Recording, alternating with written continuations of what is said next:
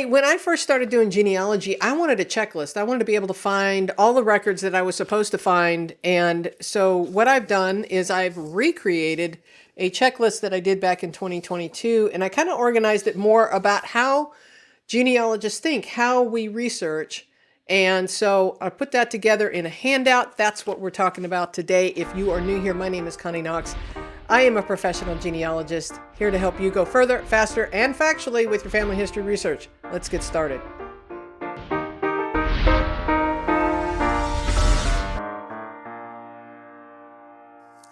So real quick about the handout, it is about 3.5 pages long. We're going to kind of go through some of the different categories here. The whole idea was to kind of retool this checklist that I did a couple years ago and kind of recategorize it in the way that we think as genealogists, how we research, and whether we're thinking about land records or probate or death records, or we're trying to find a specific part of our ancestor's life. And so this whole checklist is kind of organized that way. Honestly, you could do the same thing over at FamilySearch Wiki, and I'll show you that in a second. But if you want to help support the channel, pick up a copy of the handout. I will talk at the end of the video about how you can go about getting the handout. So here's a tip. If you're new to genealogy and you are not familiar with the FamilySearch Wiki or FamilySearch.org in general, if you're not on FamilySearch.org, you should be. It's free, and it has so many family history records. But to make a long story short, go to search and drop down to the Research Wiki anytime you are looking for anything in the world regarding records. This is one of my first places I go. Another great resource is Cyndi's list. And so there's a lot of great links and stuff here. And so kudos to Cyndi for having put that out. That is Cyndi with a Y, by the way. Don't type Cyndi with an I, because you'll get somebody trying to sell you a website. So back over on the FamilySearch Wiki, again, search Research Wiki, and then just drill into the location in which you're searching. So for me, I'm always researching in the United States. So you can jump into, let's pick a state, Pennsylvania. All of these record types over here help you find the records. And what it'll do, this is one big long web page, but these are like hyperlinks to get you there. So if you're looking for military records, you can jump down to the military section. If we go back up to the top, all of these counties, this is a map, right, are hyperlinks to the county, or you can drill in here too. So this is a great way to check yourself as far as the record types that you might be looking for your ancestor. So the handout is designed to be able to use this over and over again. There's some information on page 1, but starting on page 2, you can print this out and use it over and over and over again.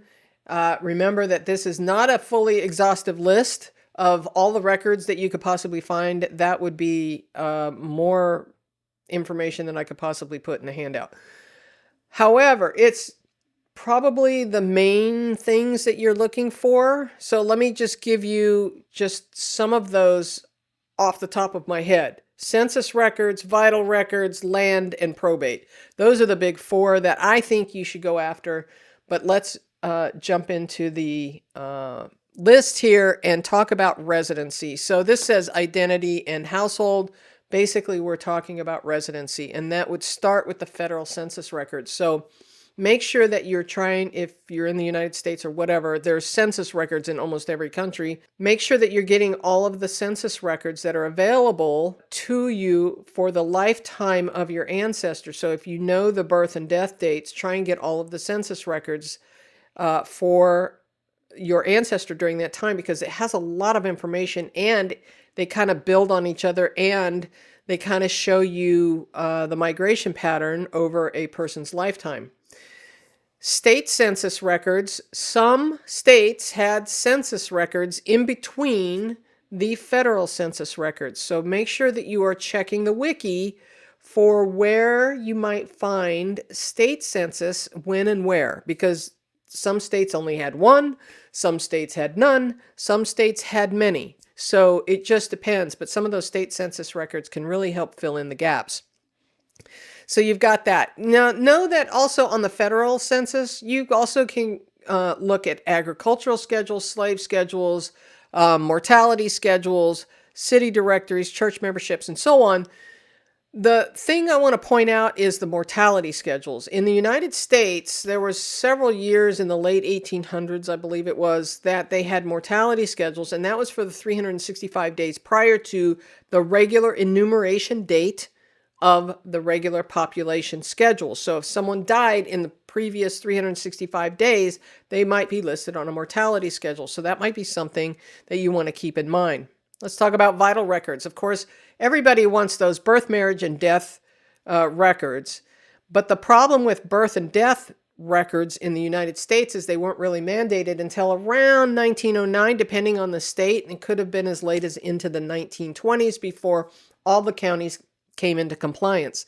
So somewhere in there, again, go to the Research Wiki and see when the birth and death records were mandated. Now, marriage records often go back well before birth and death certificates were created. So you might have birth registries and death registries at the church level or in other places, but those civil records, that's the government records for birth and death, often didn't come along until the early 1900s.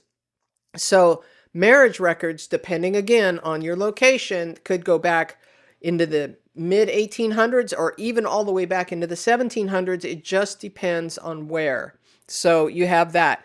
Keep in mind that divorce records are also evidence of a marriage. So be thinking of that. You could have church burial records. You could have, cemetery and funeral home records, those kind of things. And of course, probate filings, which are technically court records. So you'd be looking at the court level. A lot of this stuff in the vital records area is going to be at the county level. So you have to kind of be mindful of where or who created those records as to where to look for them. So you have church and religious life. This is important to know what the religious affiliation is of your ancestors, because you might be able to find church records. This also kind of speaks to birth records as well, confirmations, baptisms, burial registers speak to evidence of death. So you might be able to find some more information in church records. Skipping ahead to legal records. So legal, land, financial footprint, what did they own or owe? So it could be debts that are listed in a probate package as well. So you could have deeds and land transactions, tax lists, estate settlements, guardianships. By the way, guardianships are a great set of records to find in the FamilySearch full text search. Let's talk about that for a second. Hey, we're going to get back to that video here in just a moment, but I want to let you know that Genealogy TV has a website, a newsletter, and a Facebook page. Links for all of that are in the description box below the video. All right, let's get back to it. Back over on FamilySearch, if we go to search and drop down to full text, this is where you can find handwritten records that the algorithms are now reading these handwritten records. Well, a lot of them are court records. A lot of them are probate, deeds, guardianship. And one of the reasons why that made me think about this is because you can search, because it's searching all text. Even if it's a handwritten document, it's searching all text. Are all records in here? No, but FamilySearch is working very fast to add all of these records in around the world as fast as they can. So they are adding stuff all the time.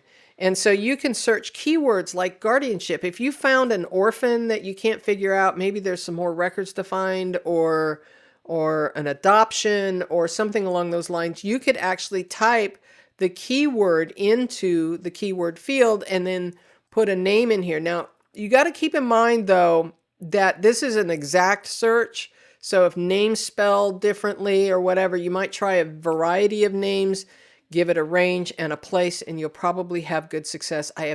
Everybody is screaming how much this has benefited the genealogical community. This is the greatest thing since sliced bread, is the full text search at FamilySearch. So I have done a lot of videos on the FamilySearch full text search, and so we can link to some of those in the description box below, so you can find those if you're new to that.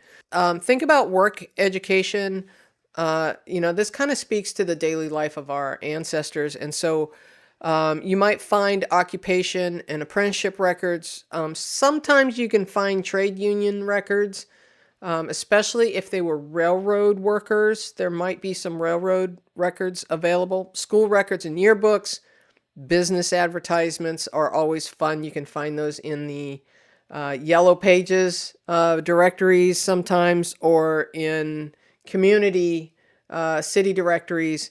You may find some advertisements for the business that your ancestor ran, also in newspapers. Be thinking about that. Community and civic organizations. Let's talk about military records if they served. Now, remember, a lot of times you'll be able to find draft registration cards. That does not necessarily mean they served. They had to fill out a draft registration card, though, at certain periods throughout our history. So you might find draft registration cards. Most of them are available on FamilySearch and Ancestry, MyHeritage, the rest of them. You may find enlistment service records. So if they served, you might be able to find some of those enlistment and service records. Some of those you may have to write away for, depending on the branch of service. Depends on whether those records are still available, especially in the United States. Some of them were lost. I think some of the Army records were lost in a fire. But just check, because you might be able to find them. Pension records are always great records to find, and widow's claims. So these are records that you can find that maybe, especially like Civil War era ancestors, a lot of them were able to claim pensions, or if a soldier died, even long after the war, the widow may be able to apply for widow's pension. Unit histories, military burial markers, military cemeteries, and so on. So be thinking about that. Migration. Now, some families stayed in the same place generation after generation after generation.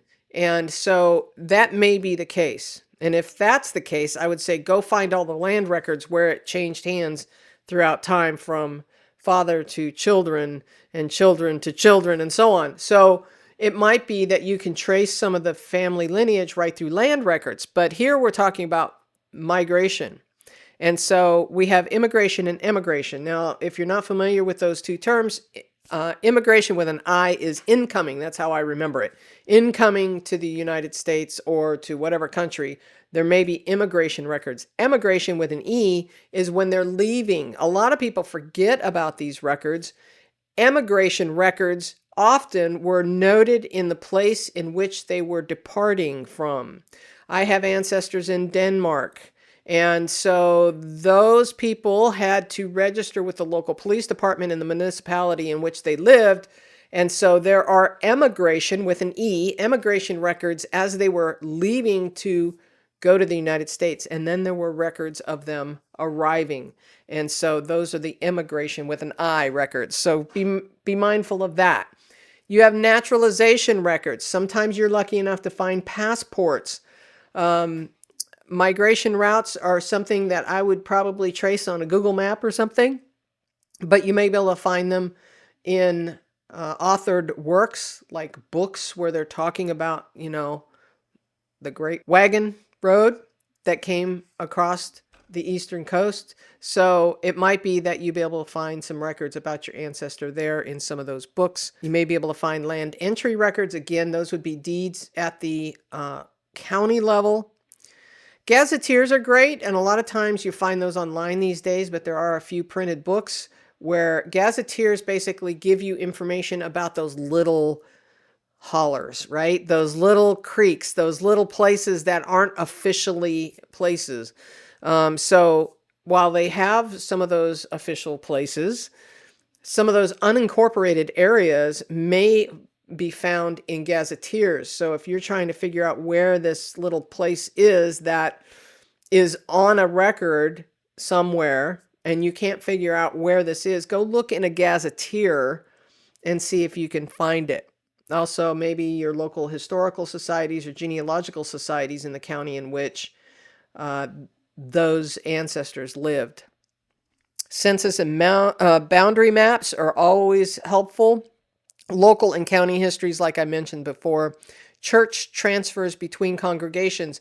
This is big amongst the Quaker community, but there may be some more information in other communities as well. Institutions and life disruptions.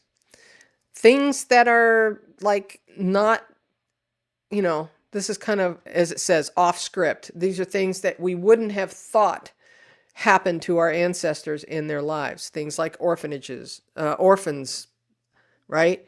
Adoptions, poorhouses, prisons and correctional institutions, hospitals and asylums, churches, and civil disciplinary courts. Because a lot of times church groups were self-governing, so it might be that there are records to find. I think one of the best sources that you can find are newspapers. I have solved crimes. I have solved mysteries. I have solved orphan situations, guardianship situations through newspapers. It's amazing what you can find. I have discovered bankruptcies, right? Because they had to, as a person was going through the process of bankruptcy, or perhaps land that they couldn't pay for anymore and it was going up for auction. A lot of times that information is found in newspapers. Newspapers are a must look if you can find them. So again, go to the FamilySearch Wiki and figure out what newspapers were in that area for the time period in which you were searching, and then go see if you can find them. So sometimes even on the FamilySearch Wiki, it's going to tell you what newspapers are on a different platform, whether you have to pay to get to them or whatnot. But a lot of times you can still go to those repositories and search for them, and an index may pop up even if you can't see the newspaper article because you haven't paid for the service. Newspapers.com is a good example. If you don't have a subscription to that, but you find the index on Ancestry, or Genealogy Bank or any of these other repositories, you can do that. Chronicling America, by the way, is free at the loc.gov website. Look for maps, local county histories, manuscripts and personal papers, photographs, audio, video. You never know what you're going to find. You can find some of this actually on the National Archives and Records Administration website, NARA. So, and that may be found at the family level, too. Somebody's taken video that they have, or some old film that they have from a long time ago. Okay, family artifacts and heirlooms. This might include family history quilts, Bibles, that kind of stuff. So make sure you're asking the family if they have any of that. And just remember, this is not a complete list. So, as I say here, put your thinking cap on and kind of think outside the box. This is just kind of a big list that you can kind of go through and say, do I have most everything? But there could be something like a Girl Scout record. I don't know. Other things that you hadn't thought of. A lot of times these things were written about, again, in newspapers in the social columns. Gotta love the social columns. If there's a handout for this episode, you can download it with one of the higher level memberships on YouTube or on Patreon. For $10 to $15 a month, depending on the membership, you can have access to the handouts as they are produced to go with the newest video. If you are a Genealogy TV Academy member, you have access to all of the handouts ever produced, available anytime in the handouts library. If you are not a member of any of those, you can still purchase the individual handouts at genealogytv.org. Producing these videos really does take a lot of time and resources, so every membership helps keep them coming. To learn more about memberships, go to genealogytv.org/memberships and you can learn all about it. The handouts really do help support the channel, and for that, I truly thank you.